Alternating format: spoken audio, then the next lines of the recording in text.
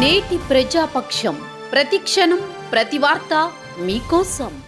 పాయకరావుపేట నియోజకవర్గానికి సంబంధించి దళిత బహుజన పార్టీ తరపున ఎమ్మెల్యే అభ్యర్థిగా ఆ పార్టీ జాతీయ అధ్యక్షుడు సుప్రీంకోర్టు న్యాయవాది వడ్లమూడి కృష్ణ స్వరూప్ నామినేషన్ దాఖలు చేశారు. ఈ సందర్భంగా నక్కపల్లి ఆర్ఓ కార్యాలయంలో నామినేషన్ దాఖలు చేసిన అనంతరం కృష్ణ స్వరూప్ మాట్లాడుతూ దేశంలో దోపిడీ మాఫియా పార్టీలను ఓడించి దళిత బహుజనులకు హక్కులు కల్పించాల్సిన బాధ్యత ఎంతైనా ఉందని పేర్కొన్నారు. నరేంద్ర మోడీ ప్రభుత్వం మరోసారి గద్దెనెక్కితే రాజ్యాంగాన్ని మార్చేందుకు చర్యలు చేపడతామని బీజేపీ వాదులు హెచ్చరిస్తున్నారని వివరించారు.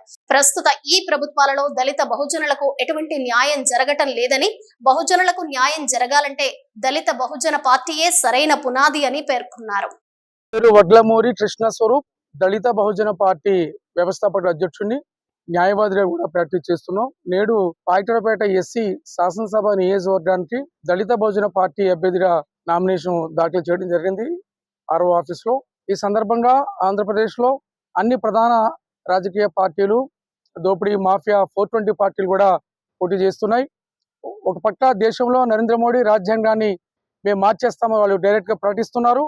మరి రాష్ట్రంలో ప్రధాన అధికార జగన్మోహన్ రెడ్డి ప్రభుత్వం ఏమో పరోక్షంగా నరేంద్ర మోడీకి మద్దతిస్తున్నాయి. ఇటు ప్రత్యక్షంగా చంద్రబాబు నాయుడు నాయకత్వంలో ఉన్న తెలుగుదేశం పార్టీ, మరి పవన్ కళ్యాణ్ నాయకత్వంలో ఉన్న జనసేన పార్టీ, ముఖ్యంగా మనువాదుల మాఫియా బీజేపీ పార్టీ మూడు కలిపి రాజ్యాంగాన్ని రద్దు చేస్తామని చెబుతున్న ఆర్ఎస్ఎస్ నాయకత్వంలో ఉన్న నరేంద్ర మోడీ బీజేపీ ప్రభుత్వానికి వీళ్ళు మద్దతుగా సిగ్గు లేకుండా మద్దతు ప్రకటించారు. అంటే రాజ్యాంగం అంటే ఈ దేశంలో మెజార్టీ ప్రజలు, ఎస్సీ ఎస్టీ బీసీ మైనారిటీలు, ఓసీ పేదలున్న 190% ప్రజల యొక్క మానవ హక్కులు, పౌర హక్కులు, సకల సామాజిక జీవన రంగాల జీవన హక్కుల్ని రద్దు చేస్తామని వాళ్ళు బహిరంగంగా ప్రకటిస్తున్నారు.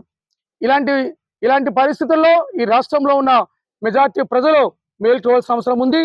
ఈ ఎన్నికల్లో ఈ దోపిడీ పార్టీలకి, ముఖ్యంగా బీజేపీ నాయకత్వంలో ఉన్న ఈ మాఫియా 420 కూటమికి, అదేవిధంగా పరోక్షంగా మద్దతిస్తున్న మరి నరహంతగా జగన్మోహన్ రెడ్డి ప్రభుత్వాన్ని యొక్క పార్టీకి ఖచ్చితంగా రాష్ట్ర ప్రజలు ఓటుతో బుద్ధి చెప్పాలని, రాజ్యాంగాన్ని రక్షించుకుందాం, అంబేద్కర్ రాజ్యాంగాన్ని రక్షించుకుందాం, నరేంద్ర మోడీ మాఫియా పాలన నుండి ఈ దేశ సంవిధానాన్ని కాపాడుకుందామని ఈ సందర్భంగా దళిత బహుజన పార్టీగా పిలుపునిస్తున్నాం. జై భీమ్.